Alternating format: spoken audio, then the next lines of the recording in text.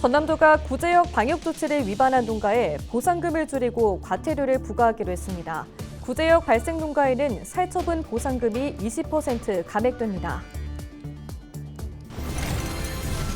전남 서부권에 미세먼지주의보가 발령됐습니다. 전남보건환경연구원은 실외 활동을 자제할 것과 외출 시 마스크 착용을 권고했습니다. 보건복지부가 내년 3월부터 어르신 중심의 의료 돌봄 통합 지원 체계를 가동합니다. 사업 시행에 앞서 전남도가 전남형 어르신 통합 돌봄 시범 사업을 시작합니다. 3월 26일은 안중근 의사 서거 115주기입니다. 장흥에는 안중근 의사 추모관이 마련돼 눈길을 모으고 있습니다.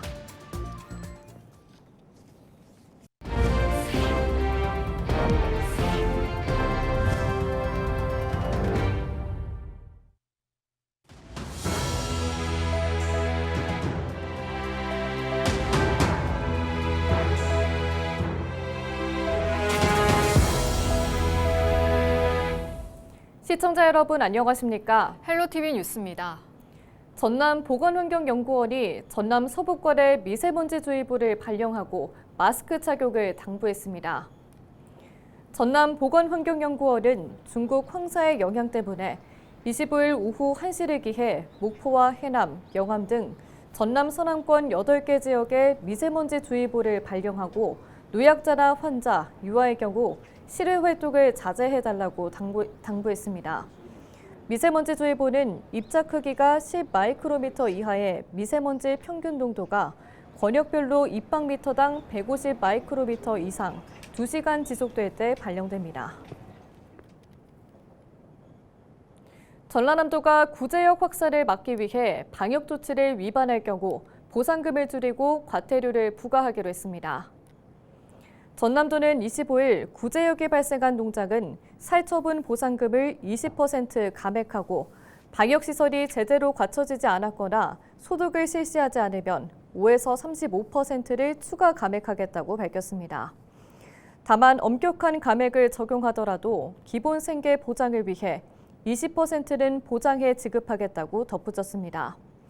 살처분 보상금과 별도로 신발 소독조를 설치하지 않는 등 방역 조치를 위반한 농가에 대해서는 100만 원에서 500만 원 수준의 과태료를 부과하겠다고 강조했습니다. 보건복지부가 내년 3월부터 어르신 중심의 의료 돌봄 통합 지원 체계를 구축합니다. 본격적인 사업에 앞서 전남도는 1년 먼저 전남형 어르신 통합 돌봄 사업을 추진하기로 했는데요. 어르신들이 살던 곳에서 의료와 돌봄 서비스가 이뤄져 요양 편의가 커질 것으로 기대됩니다. 보도에 서경 기자입니다. 65세 이상 노인 인구 비율 27.3%, 초고령 사회에 진입한 전남. 오는 2050년에는 인구의 절반이 65세 이상일 거란 전망이 나왔고 인구 10만 명당 사망률도 전국에서 가장 높은 지역입니다. 이런 상황에서 전남도가 선제적인 어르신 통합 돌봄 사업을 본격화하기로 했습니다. 내년 전국 사업 시행에 앞서 올해 영암과 담양, 영광 등 농어촌 지역 3곳을 중심으로 통합 돌봄 시범 사업을 추진하기로 한 겁니다. 의료 돌봄 수요도 급격히 증가하는 상황에서 선제적인 통합 돌봄 체계 구축이 필요한 실정입니다. 어르신들이 살던 곳에서 지역사회와 함께 어울려 살아갈 수 있도록 의료, 요양, 돌봄 등의 서비스를 통합적으로 연계 제공하는 전남형 통합돌봄 시범사업을 추진하게 되었습니다. 전남도는 먼저 시범사업 지역 3곳에 사업비 2억 7천만 원을 투입하기로 했습니다. 주 사업 대상은 의료와 돌봄 수요가 높은 75세 이상 어르신입니다. 방문 의료 서비스와 퇴원 환자의 재가 복귀 지원 서비스, 지자체 특화 서비스를 중점 추진할 계획입니다. 방문 건강관리 서비스는 물론 어르신의 이동이나 식사 지원 등 일상생활 서비스도 통합 지원합니다. 지역별 실정과 수요에 맞춰서 도시락 배달을 원하는 지역에는 도시락을 배달합니다.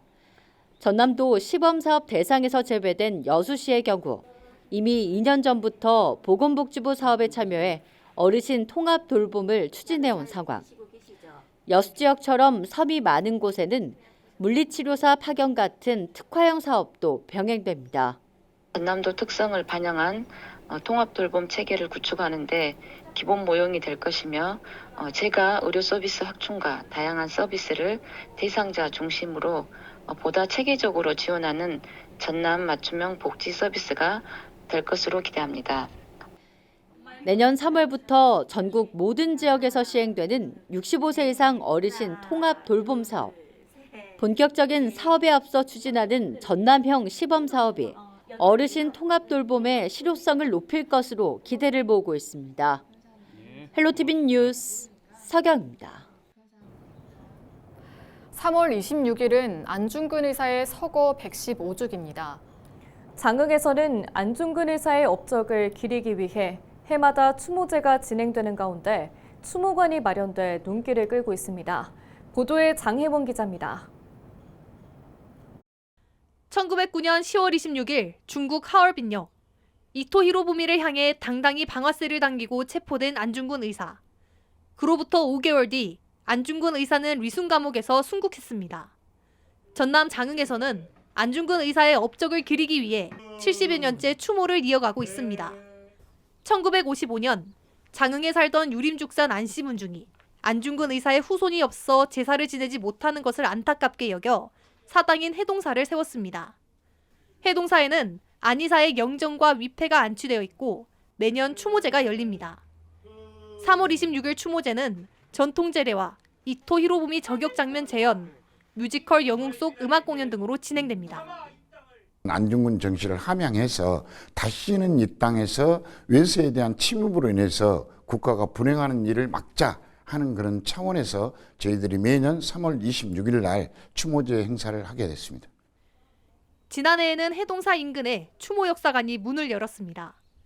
사업비 70억 원이 투입된 이곳에는 안의사의 생애와 독립운동을 담은 전시, 저격 장면을 표현한 미디어 아트, 포토존 등이 마련됐습니다. 안중근 의사의 그 유년 시절부터 의거 준비, 의거 성공까지 이제 전반적인 내용을 다 담고 있고요. 그 안중근 의사의 그 유목을 이제 체험할 수 있는 실감 콘텐츠 존 이렇게 구성이 되어 있습니다.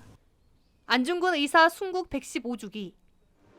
장흥 해동사와 추모 역사관은 안중근 의사를 기리는 공간을 넘어 자유와 평화, 애국의 가치를 오늘날에도 이어가고 있습니다.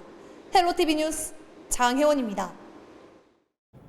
산불 현장에 투입되는 산불 진화대원들의 고령화 문제도 심각하다고 합니다. 기간제 계약직으로 젊은 층이 기피하는 데다 농어촌 지역에서는 아예 자원도 부족하기 때문인데요. 산불 진화대원들의 전문성을 높이기 위한 방안 마련이 시급합니다. 보도에 최성식 기자입니다. 야산 전체가 시뻘건 불길에 휩싸였고 화선은 능선을 따라 끝도 없이 이어집니다. 화염과 연기가 가득한 산불 현장은 말 그대로 불구덩이나 다름없습니다. 경북 의성에서 난 산불이 이제 안동 등 인근 지역을 위협하고 있습니다. 산림청 산하기관을 비롯해 인접 지자체에서도 진화대원들이 지원을 나왔습니다. 바람 방향이 수시로 바뀌는 탓에 산불 현장은 위험이 가득합니다. 그런데 지자체 진화대원 상당수는 머리가 희끗한 고령의 대원들입니다. 위험할 수도 있었죠. 근데 이 경사진대 혹 잔불 전에 내려갔다가 저 밑에서 불이 다시 살아올 때는 우리가 올라오는 게 대피하기가 힘들죠. 불보다 속도가 우리 느리니까. 산불 전문 예방 진화대가 지자체에 도입된 건 지난 2004년. 산불 위험이 높은 봄과 가을철 6개월 정도만 기간제로 채용하고 임금은 최저 시급이 적용됩니다. 사정이 이렇다 보니 젊은 층이 기피하는 데다 농어촌 지역은 고령층 외에 지원할 자원도 없는 실정입니다. 아마 전문 진화대가 시군별로 좀 틀리겠지만은 젊은 층에서 이런 전문 진화대 이런 걸 잘 지원을 안 하더라고요. 그러나 또 산불 진화대는 운영은 해야 되지 않습니까? 그러다 보니 아마 좀 50대나 60대 좀 나이 있는 분들도 지원해서. 산불 발생 시 직접 현장에 투입돼 진화 작업을 벌이지만 개인에게 지급되는 장구류는 열악하기만 합니다. 산림청이 전문 특수진화대에게 화염과 연기를 차단하는 방염 마스크와 방염 텐트, 전문 안전화 등을 지급하는 것과 큰 차이를 보입니다. 산불이 나면 일단 연기가 많이 나잖아요. 그러니까 연기에 이 방독면이라든가 뭐 그런 그 방진 마스크라든가 이런 게 그 소방이라든가 이런 데보다 많이 열악해가지고. 강원 지역 산불 예방 전문 진화대 1,100여 명의 평균 연령은 62세, 일부 지자체의 전문 진화대 평균 연령은 68세에 달합니다. 반면 산림청은 산불에 신속히 대응하기 위해 2018년부터 각 국유림 관리소별로 12명 내외의 산불 재난 특수 진화대를 선발해 상시 운영하고 있습니다. 요거는 중앙정부하고도 좀 서로 소통을 해서 향후에는 지방자치단체에서도 특수진화대 국유림의 산림청에서 운영하는 특수진화대를 같이 이렇게 운영할 수 있는 방안도 좋은 생각이라고 생각이 됩니다. 기후변화로 연중 산불 발생 위험이 높아지고 규모도 대형화하고 있는 상황. 전문가들은 산불 대응력을 강화하기 위해 산불 전문 예방 진화대의 전문성을 높이기 위한 방안 마련이 시급하다고 조언합니다. 헬로티비 뉴스 최성식입니다.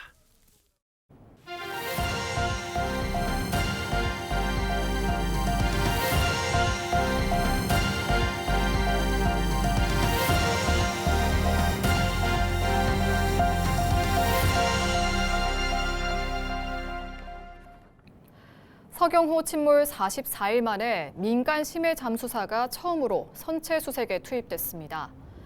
전남도는 민간 전문업체 잠수사 2명이 25일 오전 11시 52분 여수 하백도 동쪽 사고 지점에 있는 수색 본선에서 수심 82.8m 해저면에 가라앉은 서경호까지 유도선을 설치했다고 밝혔습니다.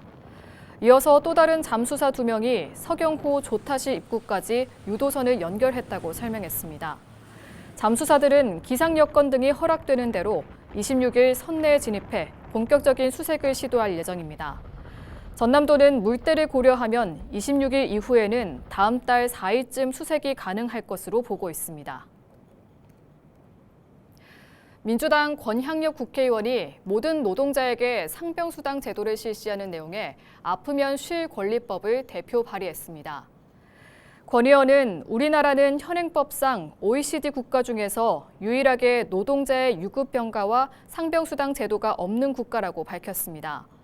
한국보건사회연구원 연구 결과 아파서 쉰 사람보다 아픈데도 출근한 사람이 2.37배 많았는데 유럽 평균인 0.81배를 넘어서는 수치라고 설명했습니다. 이에 따라 국민건강보험법에 상병수당 제도를 명시하고 근로기준법에 병가를 명시해 아프면 쉴 권리를 두텁게 보장하는 내용을 담아 법안을 대표 발의했다고 덧붙였습니다. 한국토지주택공사가 목포 임성지구 도시개발 사업 현장을 둘러보고 추진 상황을 점검했습니다. 이한준 LH 사장과 박홍률 목포시장은 25일 목포 임성지구 현장에서 만나 개발 진행 상황을 확인한 뒤 도시개발 사업을 속도감 있게 추진할 수 있도록 적극 협력하기로 했습니다. 목포 임성지구 도시개발 사업은 지난해 11월 LH의 경영투자심사를 통과했고 지작물 보상 등을 거쳐 내년이면 착공할 것으로 예상됩니다. 전라남도가 해상폭력과 전력망 특별법 제정을 계기로 후속 조치에 나섰습니다. 전남도는 발전사와 관련 기관, 전문가 의견 수렴을 위한 전략회의를 열고 예비지구와 발전지구 지정 요건, 발전사업자 선정 요건, 실시계획 승인 등 하위 법령의 핵심 사항 등을 논의했습니다. 해상폭력과 전력망 특별법은 지난 18일 국무회의에서 의결됐고 해상폭력 특별법은 공포 1년 뒤, 전력망 특별법은 6개월이 경과하는 날부터 시행됩니다. 전남교육청이 체험학습 보조 인력으로 퇴직한 경찰과 소방 인력을 배치합니다. 전남교육청은 인솔자의 부담을 줄이고 학생의 안전을 확보하기 위해 추가 보조 인력을 고용할 경우 해당 비용을 도교육청이 지원하는 체험학습비로 사용할 수 있도록 조치한다고 밝혔습니다. 이상으로 뉴스를 마칩니다. 시청해주신 여러분 고맙습니다.